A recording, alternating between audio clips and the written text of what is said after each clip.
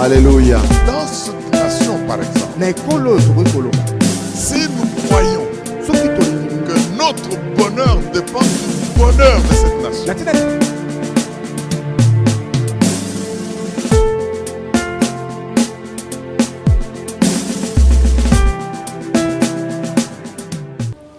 que le Seigneur vous bénisse tous, mes frères et sœurs, vous qui nous suivez pendant ce temps, vous faites bien, parce que la parole, c'est comme une lampe, c'est une prophétie qui court, et vous faites bien d'y prêter attention, parce que nous marchons dans un monde obscur. Ça, c'est ce que la parole de Dieu est en train de nous dire.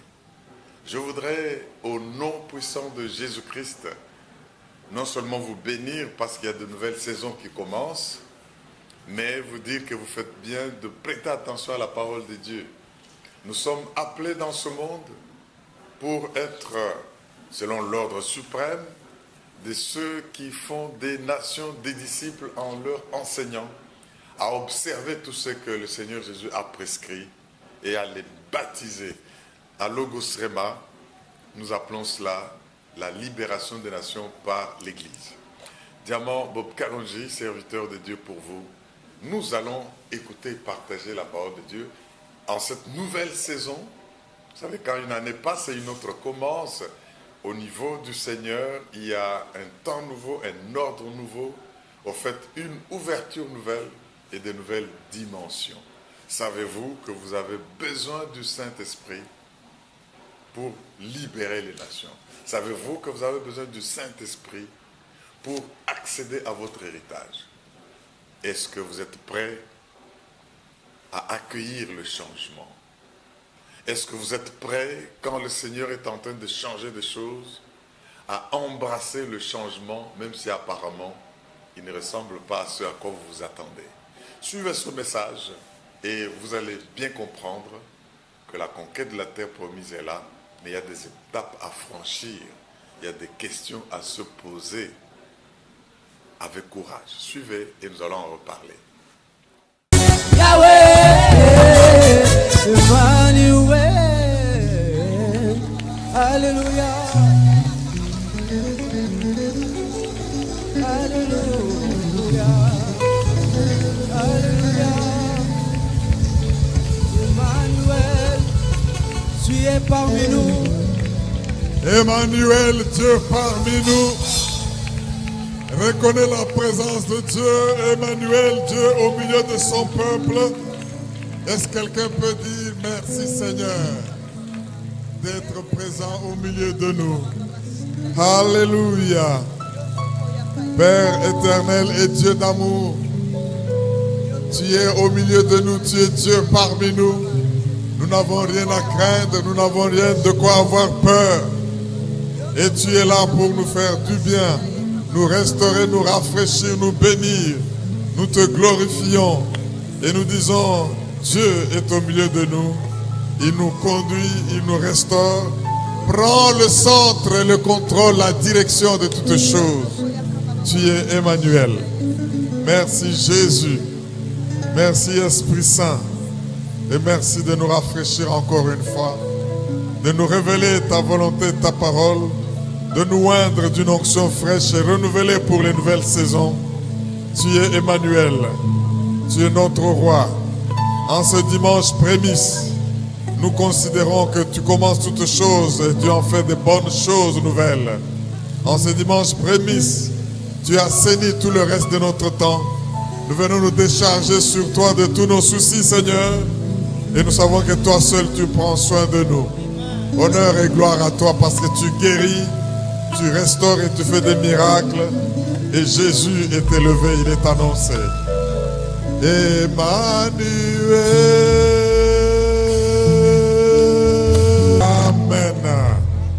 Père, nous te rendons honneur et gloire parce que tu es Dieu. Regarde comment tu nous fais du bien, tu nous rafraîchis.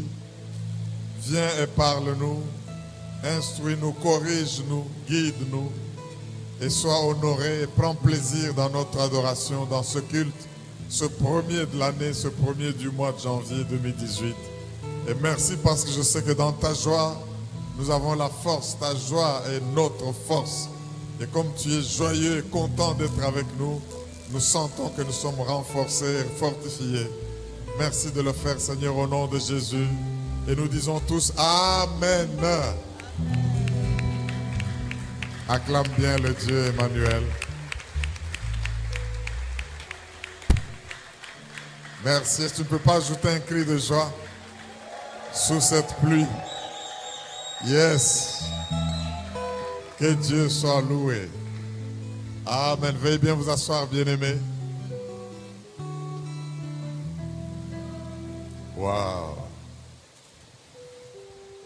Notre Dieu est bon et il est bienfaisant. Que son nom soit loué et que son nom soit exalté. Vous êtes bénis et heureux de passer ces moments ensemble dans la maison de Dieu. Prêtez attention à ce que le Seigneur va vous dire encore aujourd'hui. Et vous allez comprendre que cette année est une année de grande bénédiction pour vous. Est-ce que quelqu'un dit Amen? Nous sommes reconnaissants à ce Dieu qui nous a gardés et conduits toute l'année 2017. Il nous a enseigné, il nous a donné des révélations. Il a fait des choses telles que notre vie n'est plus la même. Il nous a protégés et gardés. Ce n'est pas pour rien qu'il l'a fait. Mais c'est pour une mission, c'est pour un destin de chacun de nous. Donc tu dois te sentir honoré, privilégié par Dieu de voir ce jour, de vivre cette année et d'expérimenter cette rosée, cette bénédiction. C'est pour dire que la sécheresse ne sera pas dans ton camp dans tous les domaines. C'est un message que la nature est en train de nous donner. Nous avons passé les 21 jours, prier, intercéder, parce que nous savons que l'ennemi, dans son camp, il cherche aussi à faire des sacrifices, et même des sacrifices humains. Quand vous voyez depuis la fin de l'année jusqu'à tous ces jours, des catastrophes et naturelles et artificielles créées par les hommes, des vies sont en train de passer. C'est des sacrifices qui se font. Mais toi, tu as le seul sacrifice qui est le sacrifice de Jésus-Christ, qui a déjà été immolé une fois à la croix du Calvaire. Et nul ne peut te toucher et réussir. Ni l'incantation, ni la divination, ni tout ce que peut se faire comme enchantement ne peut rien contre celui que Dieu a décidé de bénir. Et vous qui avez reçu Jésus et qui vous êtes donné à lui, vous êtes bénis et bénis à vie. J'aimerais que vous puissiez acclamer cette bénédiction. Et personne ne peut vous nuire, personne ne peut vous tuer, personne ne peut vous sacrifier. Vous allez vivre le temps que Dieu a voulu que vous puissiez vivre et vous allez le servir et accomplir votre destin parce qu'il a un plan et des projets pour vous, que cela soit accompli. Et le peuple de Dieu dit Amen. C'est une faveur que Dieu nous fait. Cette année, nous l'avons dévoilé au réveillon. Même si vous n'étiez pas là, mais voilà le thème que Dieu nous donne. Avec le Saint-Esprit, libérer les nations. Avec le Saint-Esprit, libérer les nations. Cela veut dire que nous devons devenir amis du Saint-Esprit parce que notre mission est, comme le disons, l'ordre suprême d'aller de faire des nations des disciples, de les baptiser, de leur enseigner à observer. Pas seulement enseigner, mais enseigner à observer. Tout ce que Dieu nous a prescrit ne se fait pas facilement et ne se fait pas avec la force humaine. Et ainsi comme à la Pentecôte, il nous est dit, dans Acte 1, c'est une promesse, vous recevrez une puissance, le Saint-Esprit survenant sur vous, vous serez mes témoins à Jérusalem, dans la Samarie, dans toute la Judée. Et vous n'allez pas vous arrêter là, vous allez jusqu'aux extrémités de la terre. C'est une puissance, c'est un appel que Dieu nous fait pour dire, il n'y a pas de limitation dans votre vie. Vous n'allez pas enjamber ou sauter des étapes. Vous commencez à votre Jérusalem, et votre Jérusalem pour vous qui êtes à Kinshasa, c'est Kinshasa, les provinces, au-delà du Congo, la RDC, jusqu'aux extrémités de la terre, en Amérique, en Asie, en Europe, Amérique du Nord, du Sud, partout. J'aimerais que nous puissions comprendre que cette année, Dieu nous appelle non seulement à expérimenter sa faveur, mais Dieu veut que nous puissions savoir que nous entrons dans un monde où il n'y a pas de limitation. L'ennemi peut vouloir nous bloquer. Mais avec le Saint-Esprit, c'est lui qui a reçu l'Esprit de Dieu. Jean le dit, il a reçu parce que Dieu lui donne un esprit sans limite, sans mesure, de sorte que chaque difficulté, chaque situation, il y a une mesure suffisante dans l'esprit que Dieu déverse sur vous pour que vous puissiez l'accomplir. Donc, nous allons expérimenter des choses de folie. C'est pour cela qu'à la Pentecôte, Pierre, Jean et tous les autres n'ont plus eu peur de parler. Ils n'ont plus à trembler devant les auditoires, même si tu n'as pas été à l'école, même si tu n'as pas suffisamment étudié, même si tu as été à l'école et que tu as beaucoup étudié. Il n'y a pas de problème avec tout cela. L'esprit qui est déversé sur toi fera que tu t'adresses au public que Dieu placera devant toi, non seulement dans ce pays, même dans les pays des gens qui parlent les langues que vous ne connaissez pas. Et c'est même pour cela que nous devons parler des langues des anges et annoncer la bonne nouvelle. Que rien ne vous bloque, que rien ne vous limite, mais que vous puissiez savoir qu'avec le Saint-Esprit, vous irez partout. C'est pour cela, comme vous avez entendu dans les annonces, tous les vendredis, qui sont nos jours de prière avec des tranches, mais nous viendrons à la tranche du soir pour palper, pour apprendre du Saint-Esprit, pour le connaître, pour en faire un ami, pour recevoir des révélations, pour que les dons qui sont en train de s'enfuir ou en train de ne pas se manifester en nous, l'Esprit les manifeste. Nous en avons besoin. Miracles, signes, prodiges, nous devons palper la matérialité de ce que Dieu nous a promis. Et alors avec ça, nous irons. Nous avons besoin de la manifestation de ces dons. Nous avons besoin de la manifestation de la puissance afin que nous puissions aller jusqu'aux extrémités de la terre. Quelqu'un m'entend pour dire Amen. Ne l'oubliez pas, avec l'Esprit de Dieu, il y a la purification. Cette pluie nous lave, cette pluie nous purifie, cette pluie nous sanctifie. Et vous allez constater que toutes les plantes sont propres, toutes les plantes sont fraîches, parce qu'elles sont lavées par l'eau de l'Esprit. Nous aussi, nous sommes purifiés de tout péché, de toute iniquité, de tout ce qui nous empêchait de briller. Après la purification, nous avons la puissance qui est déversée sur nous. Et après la puissance, nous avons la proclamation que nous devons faire dans le monde. Et une fois que nous faisons cette proclamation, nous pénétrons la société dans laquelle Dieu nous envoie. Veillons nous tenir debout et acclamer l'Esprit du Dieu vivant, Esprit du Dieu puissant, Esprit du Dieu de la pénétration, de la guérison, de la puissance, l'Esprit de victoire, l'Esprit de la libération des nations. Que cette grâce soit sur vous. Et merci, cher Saint-Esprit, au nom de Jésus. Et le peuple de Dieu dit Amen. Veuillez vous asseoir, bien-aimés. Vous êtes bénis, vous êtes bénis, vous êtes bénis. Mes frères et sœurs,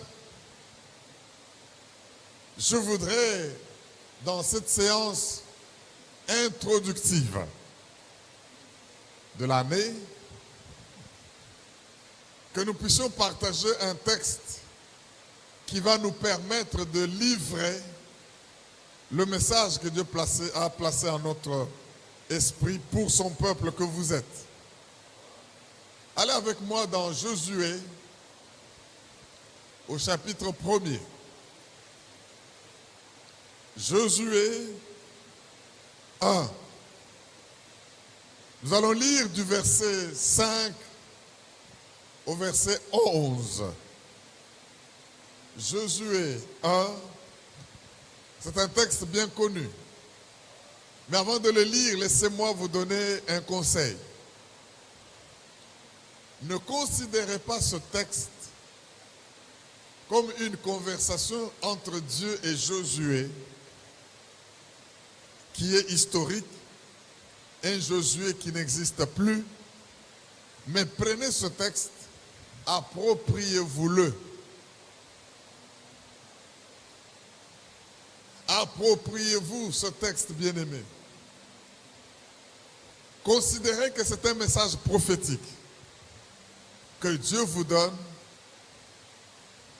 pour l'accomplissement du destin auquel il vous appelle.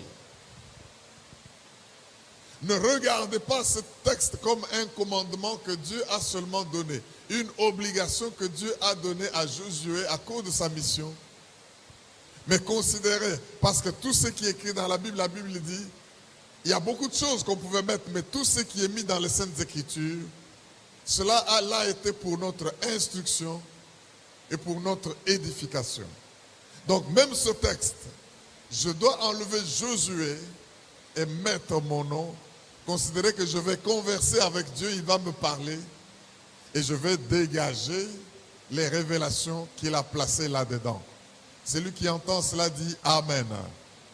Donc, c'est de cette manière-là que nous devons approcher cette parole des Écritures et je sais que Dieu va nous faire du bien. Josué, lisons au chapitre 1er, c'est un texte que nous connaissons très bien, mais aujourd'hui, malgré tout ce que vous avez déjà appris, malgré toutes les révélations que nous avons eues les années durant et même l'année passée, sachez que Dieu va faire un plus. Dieu a encore une révélation supplémentaire à te donner, de manière à ce que tu avances, tu le glorifies, tu passes à une nouvelle dimension. C'est une prophétie pour ton destin. Je suis venu nous apporter une nourriture. Je suis venu nous apporter, par l'Esprit de Dieu, le pain de notre vie. La parole dit, l'homme ne vivra pas de pain seulement, mais de toute parole qui sortent de la bouche de Dieu. J'aimerais vous dire que pendant que nous écoutons ce message, quelque chose va se passer de la part du Seigneur. Josué 1, 5 à 11. La Bible dit, « Nul ne tiendra devant toi tant que tu vivras. Je serai avec toi comme j'ai été avec Moïse. Je ne te délaisserai point, je ne t'abandonnerai point. » Verset 6. Fortifie-toi et prends courage. Dis avec moi, fortifie-toi et prends courage. Dis un peu plus fort que le bruit de la pluie. Fortifie-toi et prends courage. Dis à ton voisin, c'est une première fois que Dieu dit à Josué, fortifie-toi et prends courage. Dis-le lui, dis-le lui. Tu vas comprendre pourquoi après.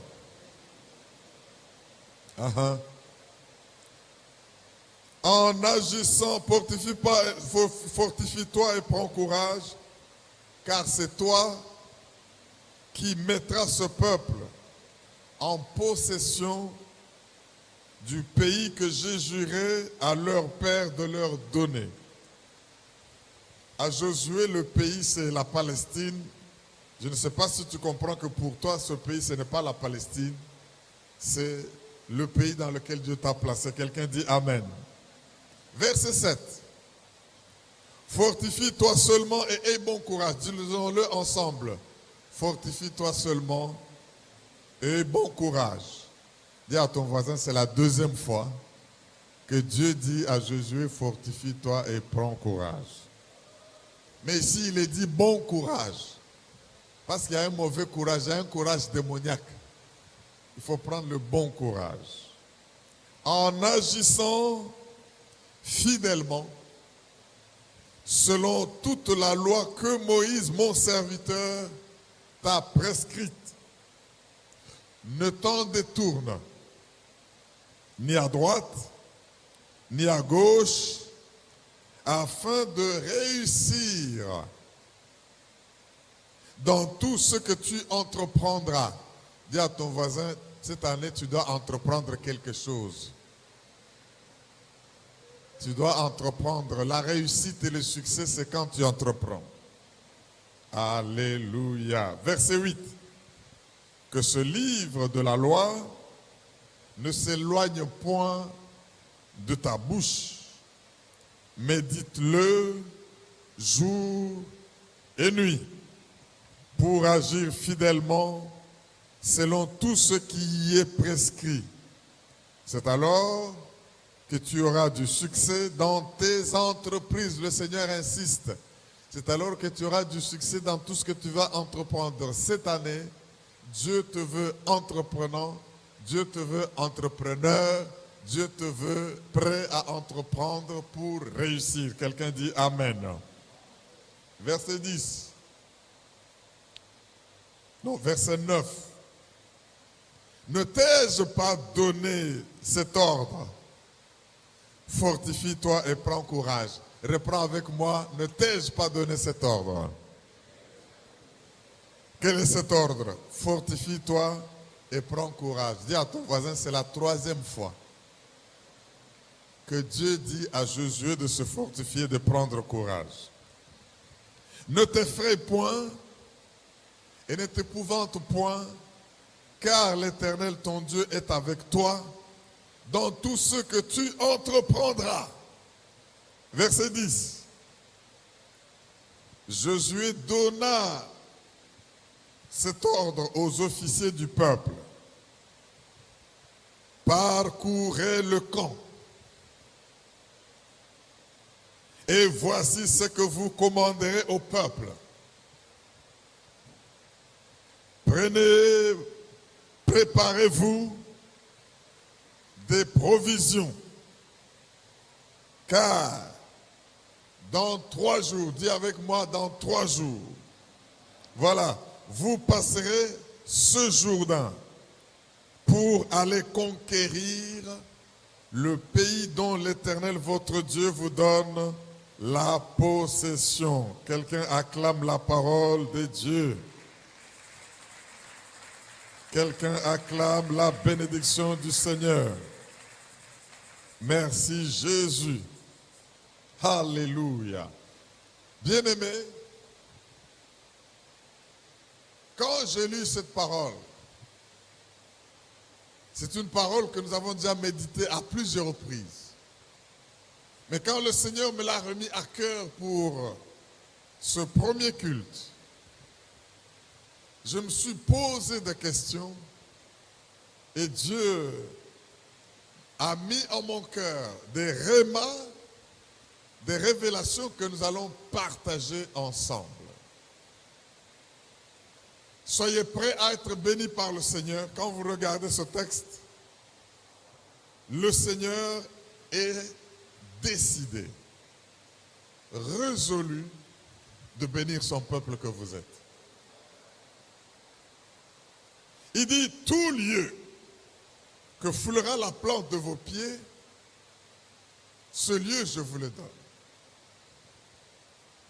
Il déclare qu'il bénit, il a juré de donner à vos pères une terre, et maintenant vos pères ne sont plus, mais c'est à vous qu'il va donner cette terre. Bien-aimé dans le Seigneur, il dit à Josué, médite cette parole que mon serviteur Moïse t'a donnée. Ne t'en détourne ni à gauche ni à droite. Médite-la nuit et jour, c'est alors que tu réussiras. Bien-aimé, j'aimerais que nous puissions, pendant ce moment et cette année, cette nouvelle saison, nous accrocher à la parole de Dieu pour la méditer nuit et jour.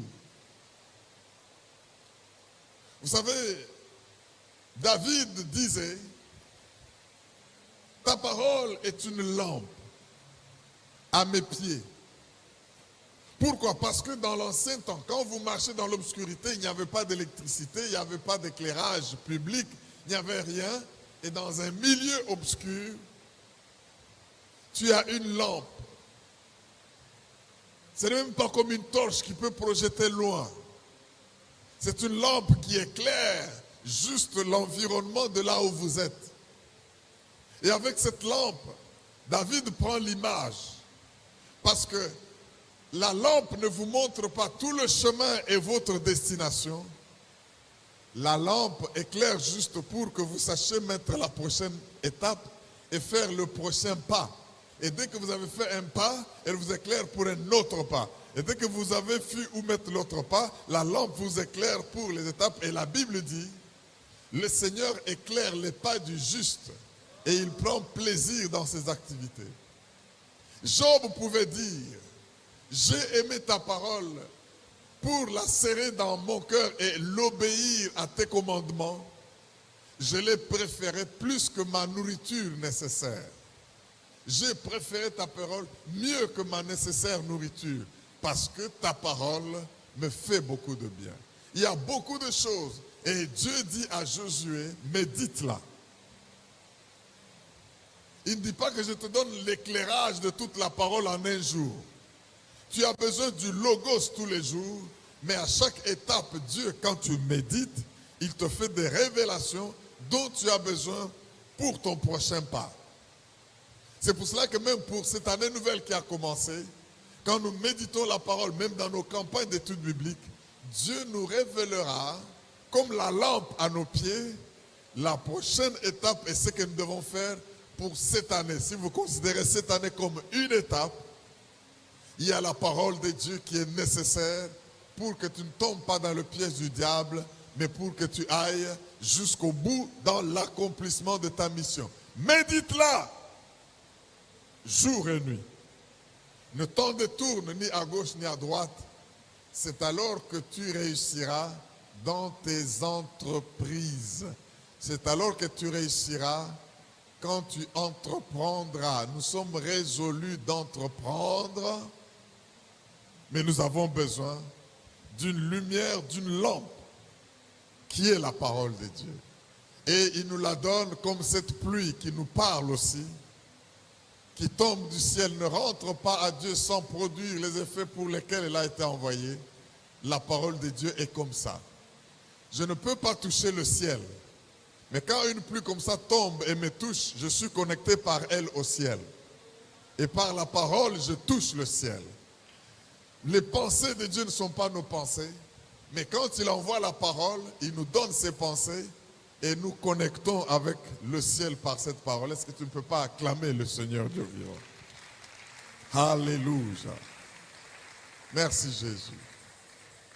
Et le Seigneur a juré. Quand Dieu jure, c'est terrible. Vous savez pourquoi est-ce qu'on jure? En droit, devant les tribunaux, devant les jugements, même devant les notables de nos milieux, quand on juge quelqu'un, on appelle un témoin. On lui demande de jurer. On veut donner le pouvoir à une autorité pour devenir roi, président de la République. Pour se marier, on vous dit de jurer. Mais il faut souvent se demander pourquoi on doit jurer. On jure parce qu'on sait qu'on a au-dessus de soi un plus grand. Et que si ce que je dis c'est du mensonge, alors que j'ai dit que je ne dirai que la vérité, et rien que la vérité, et s'il s'avère que j'ai menti sous serment, c'est un parjure. Celui qui est au-dessus de moi a le droit de me sanctionner, de me punir et même de me détrôner si j'occupais un poste pour parjure, pour mensonge. Et souvent quand on jure, on fait comme ça. Wallahi, donc je ne peux pas mentir. Why lie? Why can I lie? Pourquoi puis-je mentir? Wallahi, je ne mens pas, je dis la vérité. Si je mens, coupez-moi la tête. C'est ce que ça veut dire. C'est pour cela que tout ce qui se fait sous serment, où on vous demande de jurer, il faut le prendre au sérieux.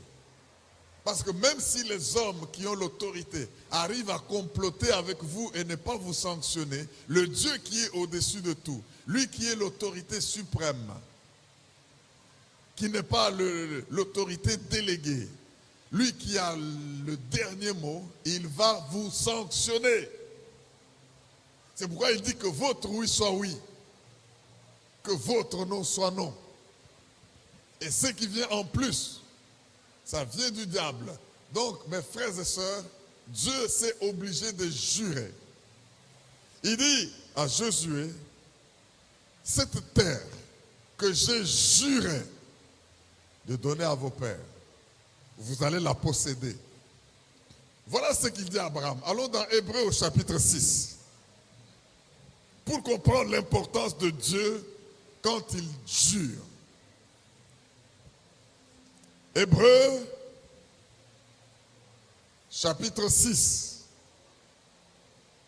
le verset 13 à 16. Oh, quand Dieu jure, il faut prendre au sérieux ce qu'il dit après. Hébreux 6, 13 à 16, la Bible dit, lorsque Dieu fit la promesse à Abraham, ne pouvant jurer par un plus grand que lui, il jura par lui-même et dit, certainement, je te bénirai et je multiplierai ta postérité. Certainement. Donc c'est dire que je ne mens pas. Je te bénirai et je multiplierai ta postérité. Et c'est ainsi qu'Abraham, ayant persévéré, il y a un temps que ça prendra, ayant persévéré, obtint l'effet de la promesse.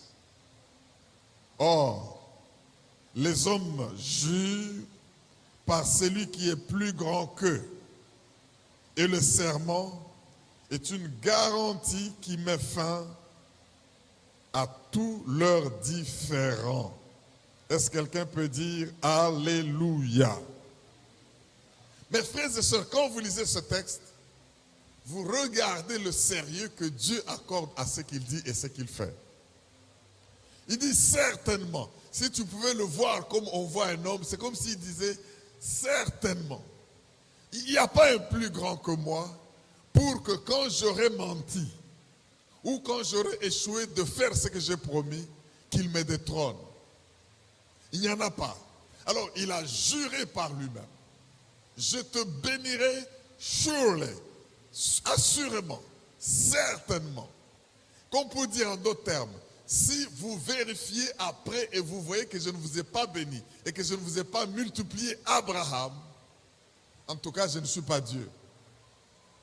Et s'il y a quelqu'un de plus grand que moi qui me détrône, mais comme il n'y en a pas, moi-même, je vais le faire. Et la Bible dit, ayant vu qu'il avait juré, ayant vu qu'il s'était engagé et même il mit sa personne, son titre, si c'était une ceinture de champion, Dieu a mis sa ceinture en jeu pour dire que quelqu'un vienne prouver que je ne peux pas faire ce que j'ai promis. Eh bien, ma ceinture est mise en jeu. Alors, il a persévéré, c'est-à-dire, il a tenu malgré les apparences contraires qui venaient. Vous savez, Abraham, combien de temps ça a pris pour que Dieu le bénisse et le multiplie et lui donne un fils avec sa femme Sarah? Combien de temps? À partir du moment où il a fait la promesse, il avait 75 ans. Ça a pris 25 ans. Il devait tenir bon. Il dit, il a juré. Il a promis. Il a dit ça pas une fois, il a repris. Je tiens bon. Mais au fait, il a duré dans cette situation pas 25 ans.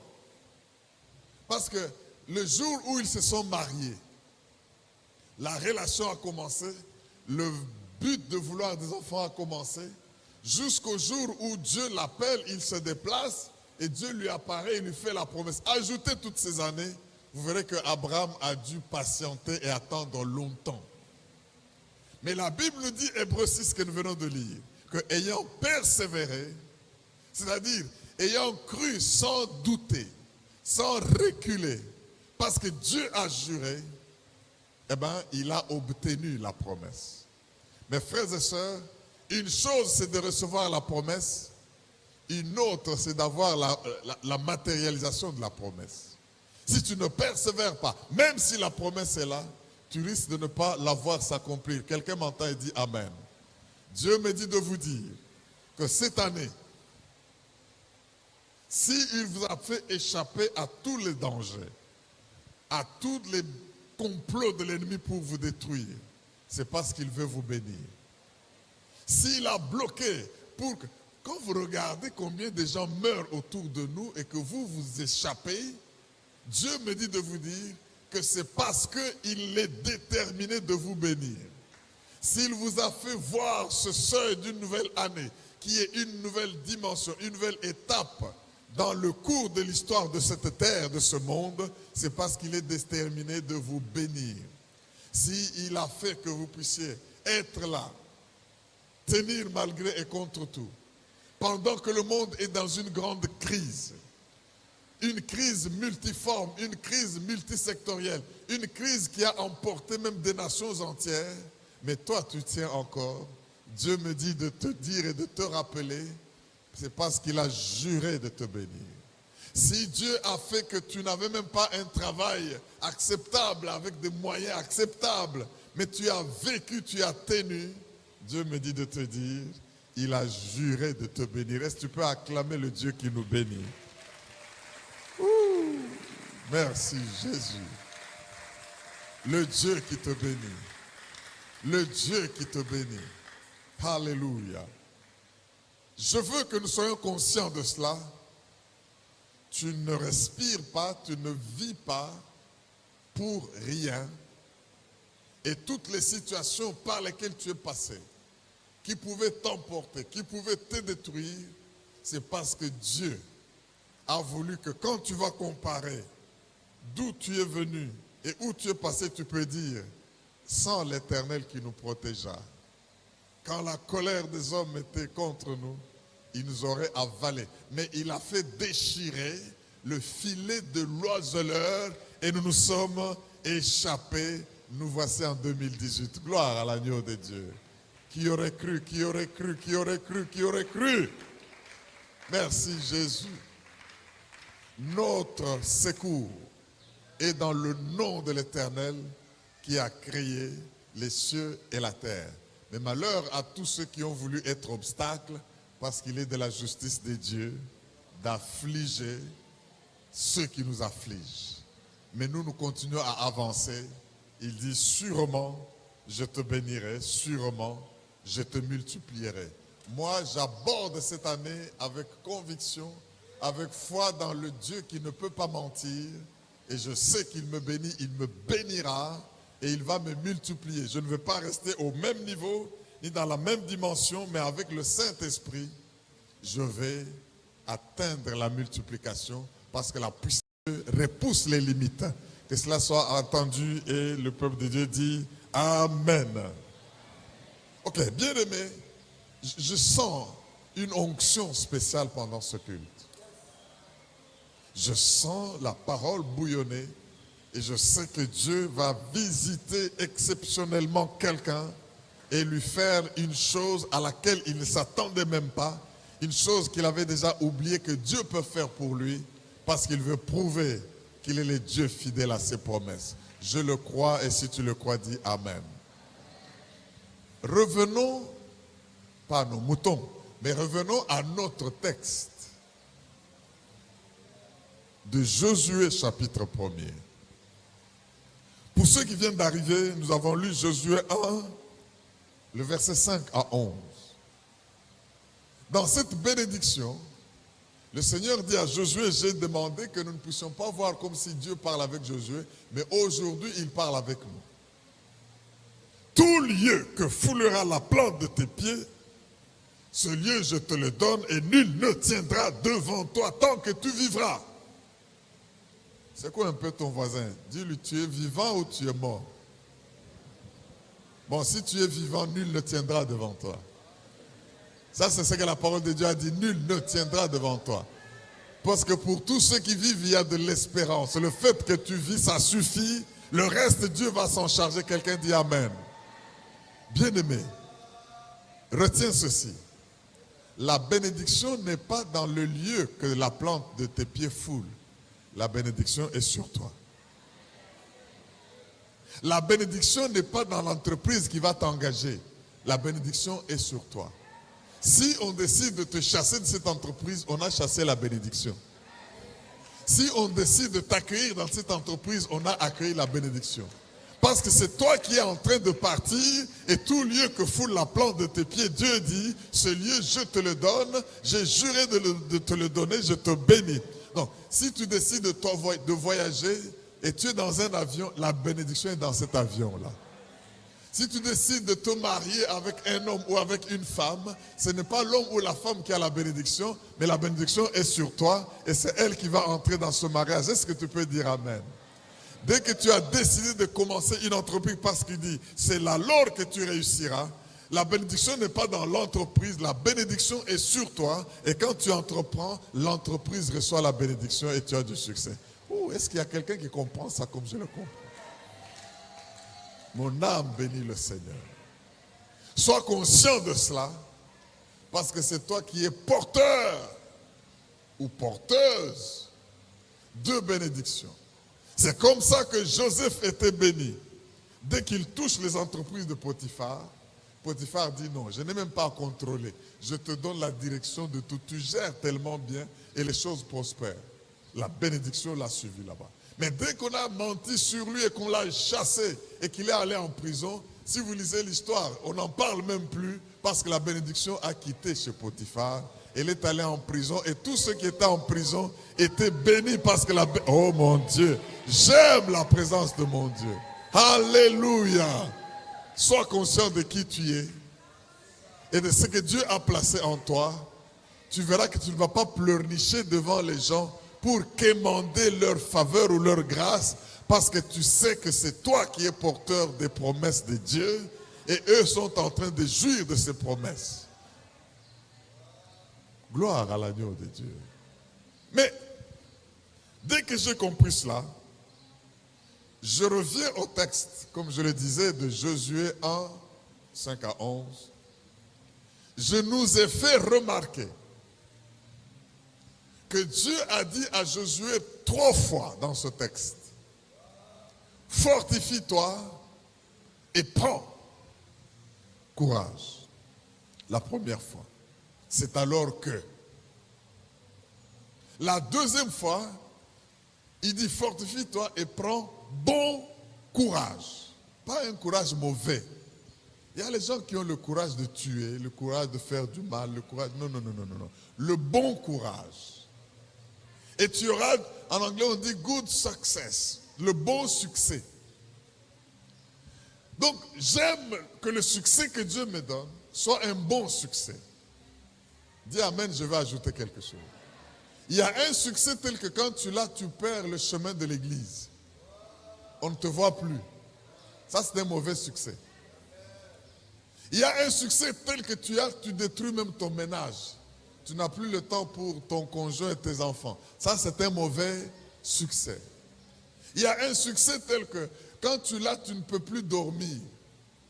Tu sais que si tu n'as jamais tu n'avais jamais touché un 100 000 $, mais subitement, on te donne 3 millions. Tu entends, j'entends quelqu'un qui dit là, yeah. Donc, c'est terrible. Donc, tu n'as jamais touché 100 000, mais tu obtiens la bénédiction qui t'apporte 3 millions. Tu ne vas pas dormir. Dis à ton voisin, il ne faut pas une bénédiction qui t'empêche de dormir. Est-ce que tu ne peux pas acclamer tes millions? les millions de sang, les millions où Dieu te bénit normalement. Alors il ne faut pas les garder à la maison parce que dès qu'il y a même une souris qui bouge quelque part, tu trébuches là, tu as cru qu'il y a quelqu'un qui est venu prendre mes millions. Quand tu as un grand collier à la maison, tu peux avoir des problèmes comme ça. Même dans l'insomnie, là, tu fais des cauchemars. Tu as l'impression que non, j'ai rêvé des bandits armés et des koulounas qui sont venus avec des couteaux. Tu vas même voir des couteaux et des machettes. Oh, gloire à l'agneau de Dieu. Et pourtant, il n'y a ni couteau ni machette. Mais c'est tout simplement parce que tu as un succès qui te trouble. Est-ce que tu peux dire Alléluia? C'est pour cela que nous devons demander que Dieu nous donne le bon succès et que nous ayons le bon courage. Mais il a dit 3 fois.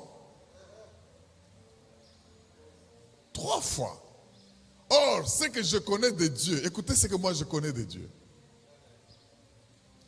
Quand la parole sort de la bouche de Dieu, elle sort avec une puissance terrible.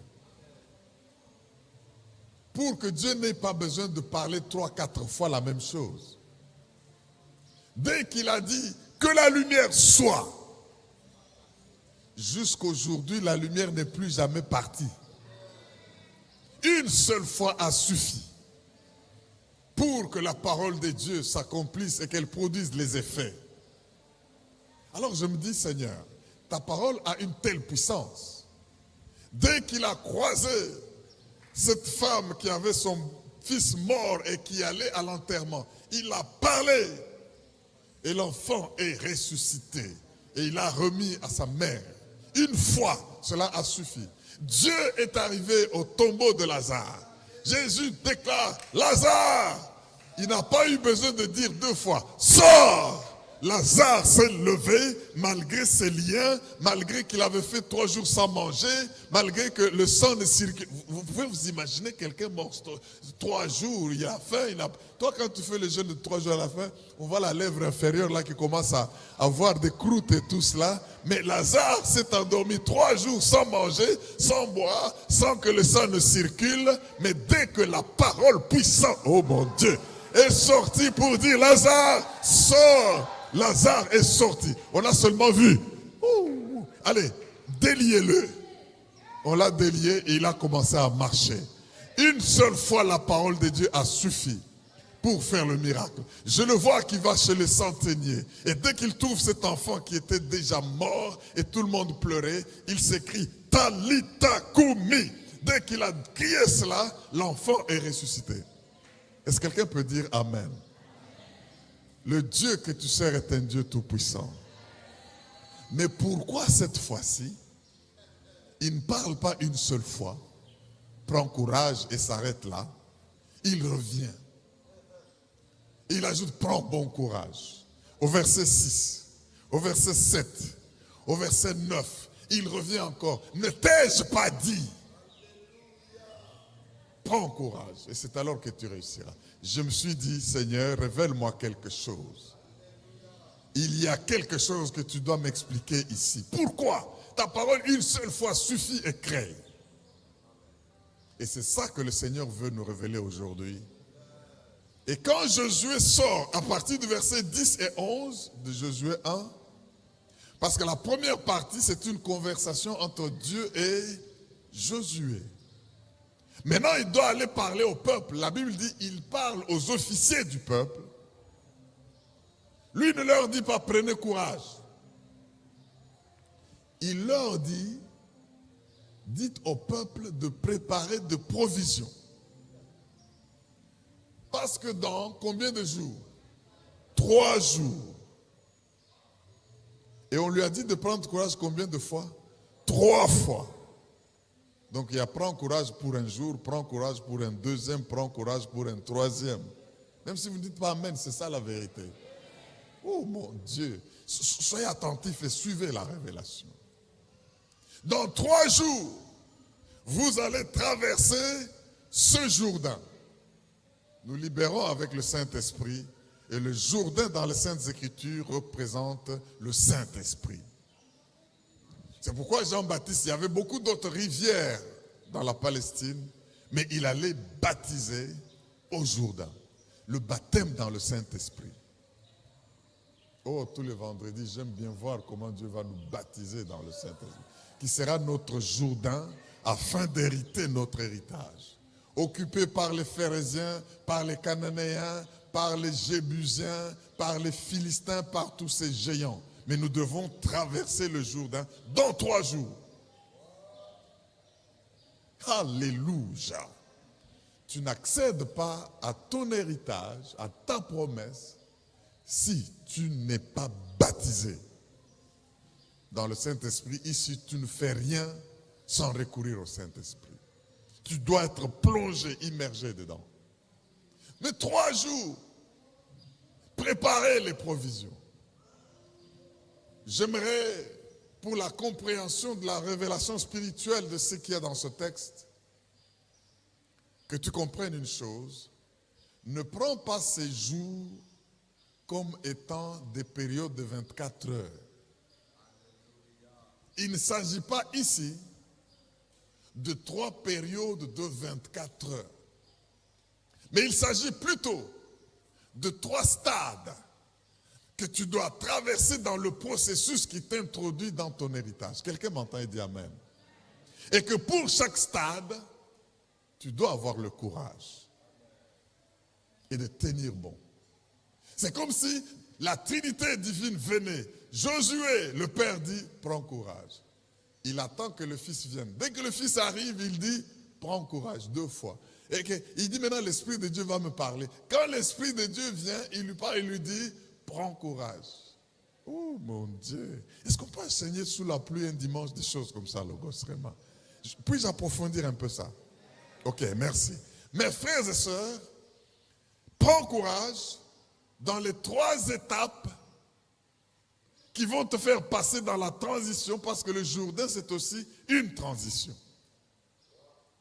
La période de transition, c'est l'une des périodes les plus difficiles à gérer. Pourquoi? Parce que la transition, c'est une période où tu n'es pas où tu dois aller et où tu n'es plus là où tu étais. Si tu dois être sur ces 2 quitter cette plateforme et arriver à celle-là, ou quitter celle-ci pour aller à celle-là comme nous montons, la transition, c'est quand tu es entre les 2, entre les espaces. Tu n'es pas dans ton premier niveau, mais tu n'es pas encore dans ton 2e niveau. Tu es entre les 2 et tu vois que c'est un endroit de beaucoup d'instabilité. Tu n'es plus dans le confort habituel, loin pour rentrer d'où tu viens, et non pas encore prêt pour être là où tu dois être. Mais tu dois gérer cette période-là. Tu dois quitter le désert, et dans 3 jours, tu dois traverser le Jourdain. Et le Jourdain constitue maintenant, dans ces 3 jours, une période d'instabilité, une période de doute, une période où tu peux décider de reculer, parce qu'au moins ici, à ce niveau, tu as la stabilité, une période où tu peux dire, ok, je vais avancer. Mes frères et sœurs, c'est une période du changement. C'est pourquoi le titre de mon message, c'est « Reconnais et embrasse le changement ». Reconnais et embrasse le changement. Ton Dieu, c'est un Dieu qui bouge. Ton Dieu n'est pas un Dieu stationnaire. Le Dieu auquel tu as cru, c'est un Dieu qui, s'il apparaît la nuit, il est comme une colonne de feu. Mais si le jour, tu attends le voir comme colonne de feu, tu es à côté parce qu'il sera la nuée. Le Dieu qui n'est pas un Dieu stationnaire, qui n'est pas un monument, mais qui est un mouvement.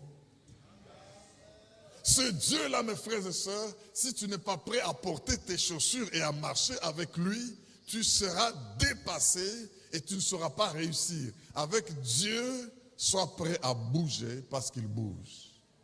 Un Dieu de mouvement, un Dieu actif, un Dieu qui opère des prodiges et des changements. La chose la plus constante dans la vie, c'est le changement.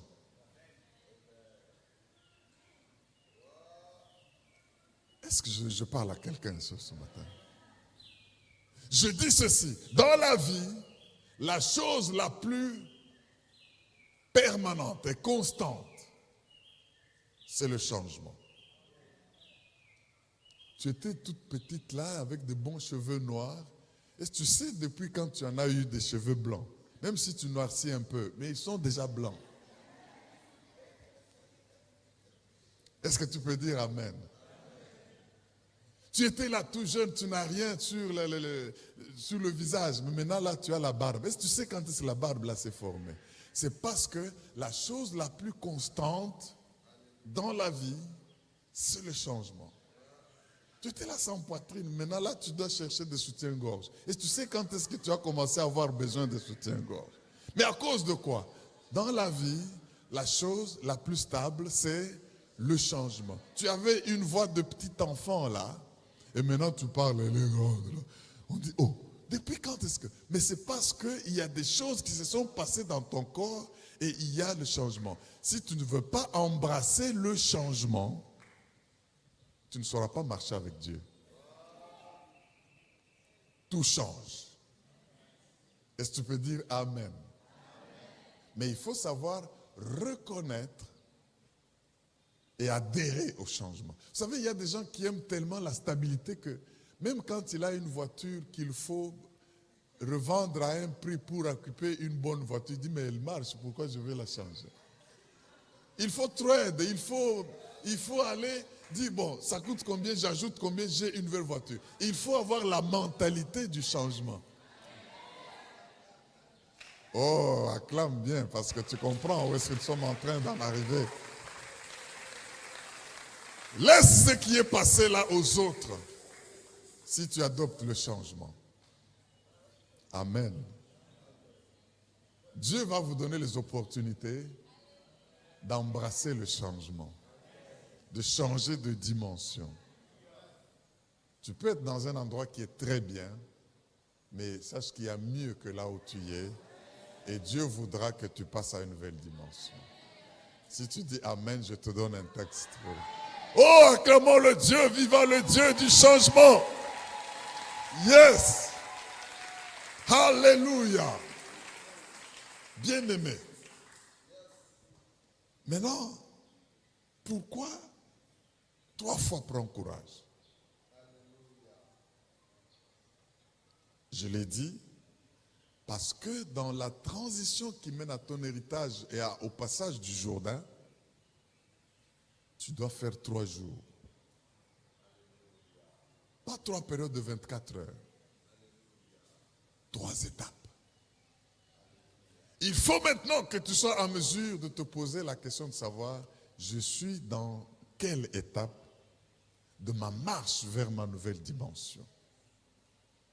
Et je vais vous aider à vous poser des questions qui vous permettront, vous seuls, de comprendre à quelle étape vous êtes dans votre marche du changement avec Dieu. Est-ce que quelqu'un est prêt pour ça? Alléluia.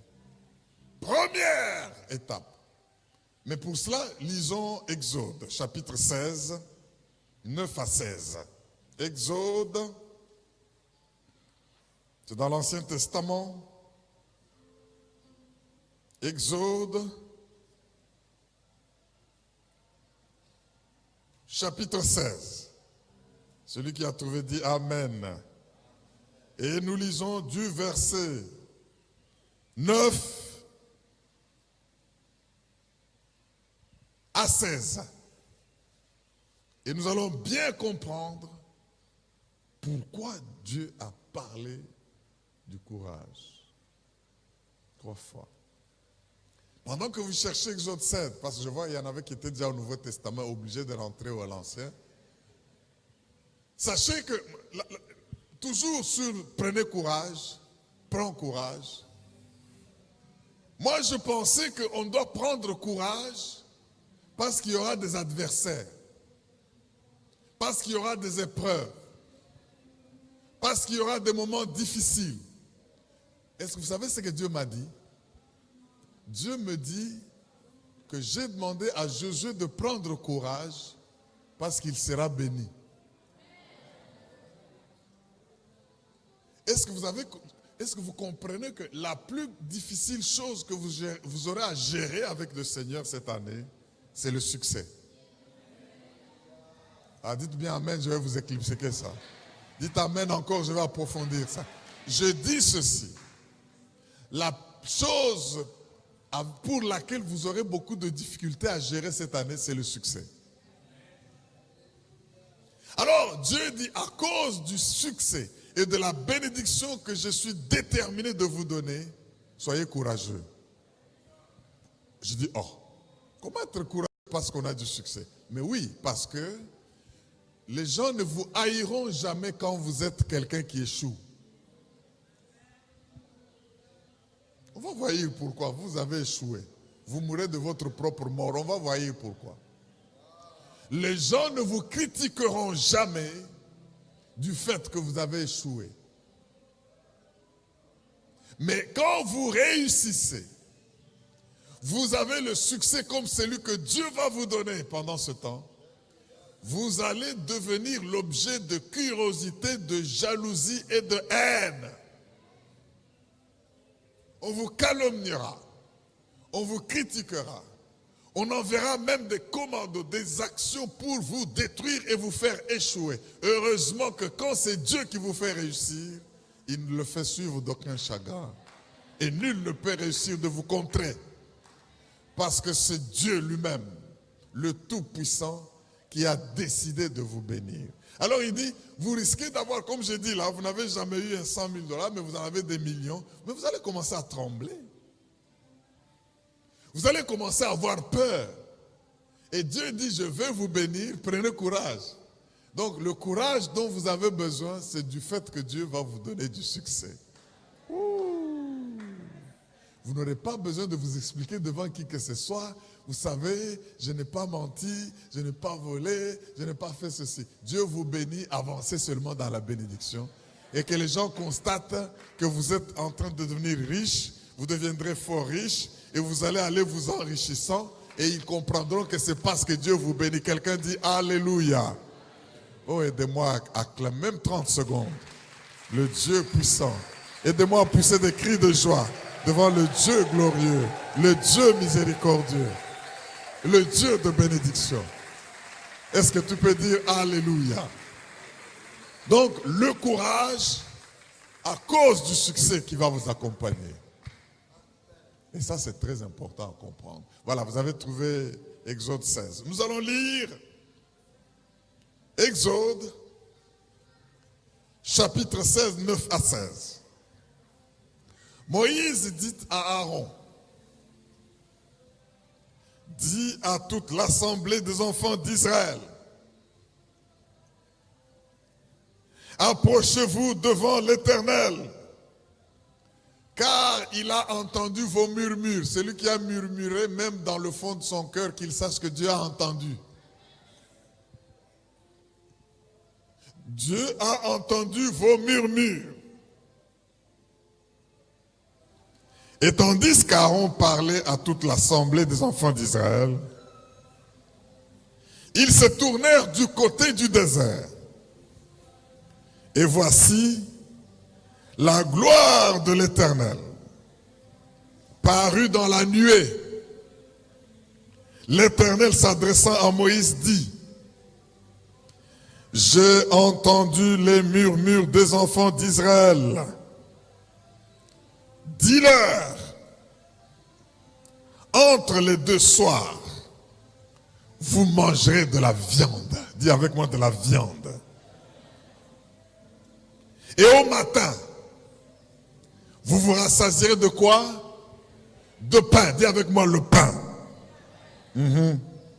Et vous saurez que je suis l'Éternel, votre Dieu. Dieu peut gérer la viande, Dieu peut gérer le pain.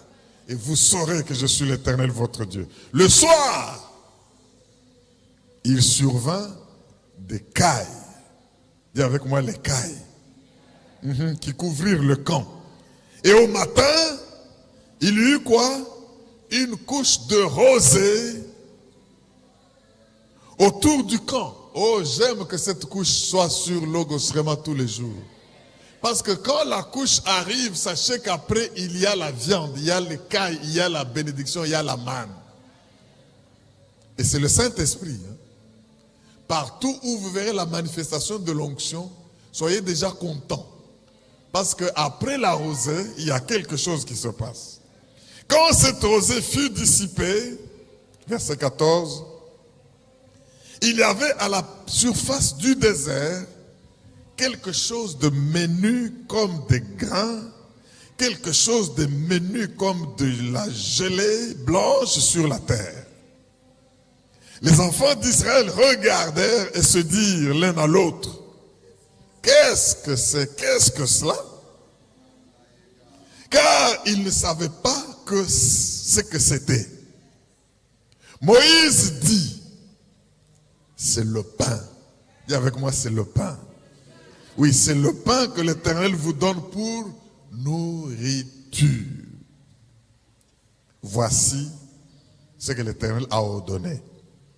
Que chacun de vous en ramasse ce qu'il faut pour sa nourriture. Un homère par tête, suivant le nombre de vos personnes. Chacun en prendra pour ceux qui sont dans sa tente. Est-ce que tu peux dire Amen? Dis à ton voisin, Seigneur, je veux ça. Dis-le à Dieu, Seigneur, je veux recevoir mon pain. Voilà. Mes frères et sœurs, il faut savoir discerner et embrasser le changement. Pourquoi le Seigneur nous parle de ça? Ces hommes et femmes ont murmuré, cherchant le pain et la viande à manger. Dieu a entendu. Peut-être que tu as murmuré pour autre chose, mais sache que Dieu a entendu. Mais maintenant que Dieu a entendu, il passe à l'action. Il cherchait le pain. Dieu dit à Moïse, entre les deux soirs, ils mangeront la viande et au matin, ils auront le pain. Et qu'est-ce qui se passe? Dieu envoie la rosée. Oh, j'aime l'Esprit de Dieu. Dieu envoie l'Esprit de Dieu couvrir, parce que la Bible dit, la gloire de Dieu s'était manifestée et visible. Il a couvert toute la surface du désert. Et dès que maintenant, cette rosée s'est dégivrée, s'est dissipée, il ne reste pas le sable du désert, il reste, la Bible dit, quelque chose de menu comme de graines, quelque chose de menu comme de... Et les gens regardent, ils disent, Mana. Ça veut dire, Ezanini. Manayakeni, Nini. C'est quoi ça? Comprenez bien, mes frères et sœurs. Quand Dieu t'accorde ce que tu as demandé, à cause de tes fausses références du passé, tu risques de ne pas reconnaître le changement.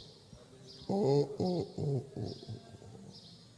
Ils sont habitués au pain victoire, ils sont habitués au pain Covadis, ils sont habitués au pain Kanga journée. Et maintenant, quand Dieu envoie ce qu'il a envoyé, il ne voit pas de quoi qu'au Kanga journée, il commence à dire, c'est quoi ça?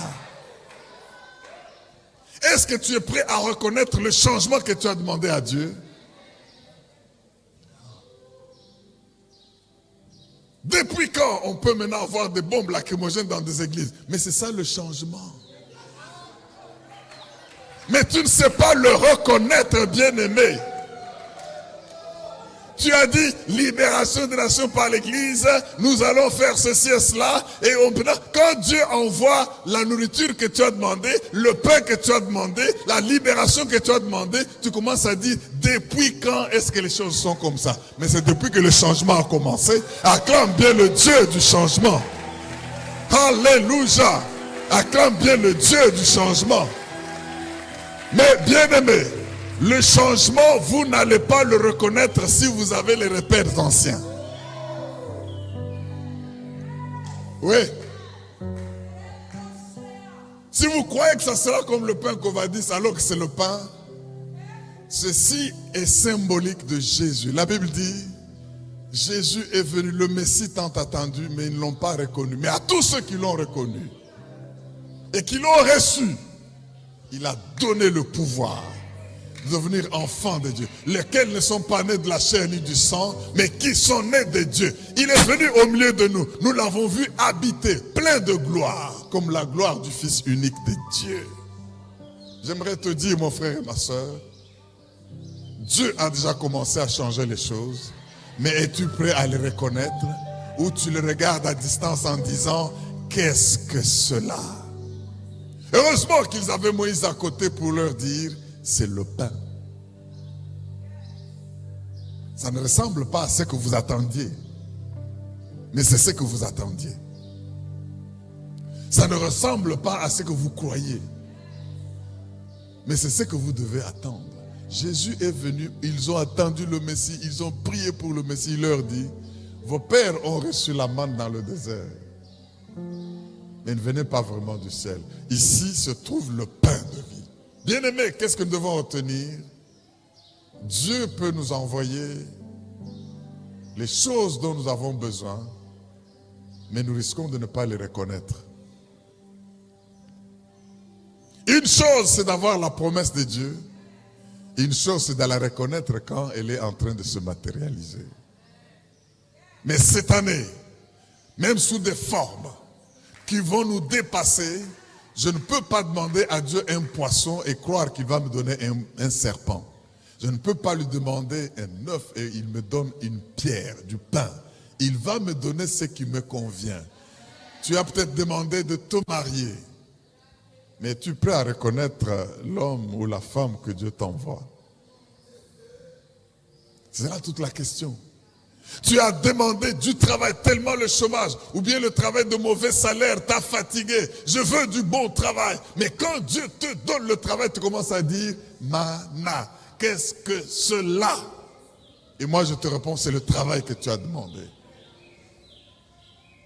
J'aimerais que par l'Esprit de Dieu, chaque fois que l'onction, la gloire de Dieu va se manifester, et que nous puissions voir cette nuée et cette rosée, soyons dans la joie d'avance. Pourquoi? Parce que dès qu'elle va se dissiper, il y a des choses où on va se dire, mais c'est quoi ça? Qu'est-ce que c'est? Mais c'est ce que nous avons demandé. Dans les 3 jours, pour traverser le Jourdain, qui sont les 3 étapes pour avoir le courage, à cause du succès, la première question que tu dois te poser, c'est qu'est-ce que c'est? Si tu te poses cette question, sache que tu es au premier jour de ta transition vers ton héritage. Et là, il faut écouter l'homme de Dieu qu'il a placé à tes côtés, qui va te dire, c'est le pain. Deuxième jour, dès que tu as répondu à tes questions, qu'est-ce que chaque fois que tu te poses la question, qu'est-ce que c'est? Sache que tu es à la première étape de ta transition. Deuxième étape, dès que tu as eu la réponse à qu'est-ce que c'est, quitte ta tente, sors pour aller prendre. Il faut du courage pour se lever et partir. Il faut du courage pour quitter sa zone de confort. Il faut du courage pour quitter les amis avec qui on a vécu depuis longtemps. Il faut du courage pour abandonner les mauvais et faux enseignements qui vous enseignent la pauvreté alors que Dieu vous veut prospère. Il faut du courage pour désirer et bénir, recevoir les miracles alors que les gens vous disent les miracles c'est pour les temps anciens et les miracles n'existent plus. Il faut du courage. Et il faut alors se lever de sa tente qui ici représente sa zone de confort. Là où on peut s'endormir, là où on est en repos. Ça peut représenter les anciennes amitiés, ça peut représenter les vieux enseignements, ça peut représenter son matelas sur lequel on s'est appuyé, mais on ne peut plus évoluer.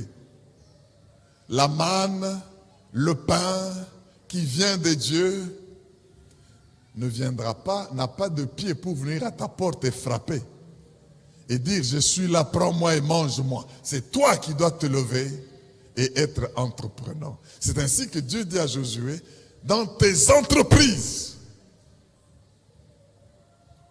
Dieu te bénit. Est-ce qu'il y a quelqu'un prêt à se lever pour entreprendre? Dès que tu as eu la réponse à qu'est-ce que c'est, tu dois sortir et aller entreprendre. C'est dehors là que ta bénédiction t'attend. Tout lieu que foulera la plante de tes pieds. Mais un pied qui ne se plante pas, ça veut dire qu'il ne marche pas. Il attend quelle bénédiction de Dieu? Je déclare que tu es entreprenant. Je déclare que tu auras des entreprises bénies. Je déclare que tu n'iras pas stationnaire, tu vas bouger avec Dieu. Je déclare que tu auras la réponse à toutes tes questions de qu'est-ce que c'est, parce que Dieu va t'envoyer. Si cette grâce est sur toi, dis Amen. Ça, c'est la deuxième étape qui représente le deuxième jour pour entrer dans le Jourdain à conquérir. Troisième jour, troisième étape, pour lequel aussi il faut courage. La Bible dit, Dieu va donner à chacun selon sa faim. La quantité que Dieu te donnera sera la quantité selon quoi? Ta faim. C'est que tu dois manger. Le mot faim ici veut dire quoi? Capacité. Dis avec moi la capacité. Nous allons voir donc que Dieu est juste. Mais il ne va pas donner à tout le monde la même quantité de pain. Tout en étant juste. Si tu dis Amen, je t'explique pourquoi. Dis-le bien, Amen, je t'explique. Dieu ne va pas nous donner la même quantité, mais il va toujours être juste. Pourquoi? Si ta faim c'est pour manger un pain, pourquoi veux-tu que Dieu t'en donne 10? Pour que tu gaspilles le 9? Non. Et si moi ma capacité c'est de manger 10, s'il me donne 2, il me laisse affamer? Pourquoi va-t-il me donner 2? En disant non, j'ai donné à son voisin là 2, si je lui donne 10, on va croire que je suis injuste. Non, Dieu n'est pas comme ça. Dieu va regarder capacité et plénitude. Il planifie, il remplit le réservoir que tu le présentes. C'est pourquoi je veux te donner un conseil. Refuse de vivre avec des gens qui n'ont pas faim. Parce qu'ils n'auront pas grand-chose de Dieu. Mais les gens qui n'ont pas faim sont les gens qui seront jaloux. Pourquoi seront-ils jaloux? Pourquoi il a 10, s'il commence à se vanter, il a 10. Mais j'ai 10 parce que j'ai une faim qui peut manipuler 10 pains. Est-ce que les affamés dans ces lieux peuvent acclamer le roi des rois? Alléluia! Est-ce que tu ne peux pas prendre 30 secondes à acclamer parce que tu as faim? Merci Jésus. Dieu est juste, mais il ne nous donne pas la même quantité. Si tu es en train de te fiancer, ne te marie pas à quelqu'un qui n'a pas faim. Il te sera un problème dans le mariage. Est-ce que quelqu'un dit Amen?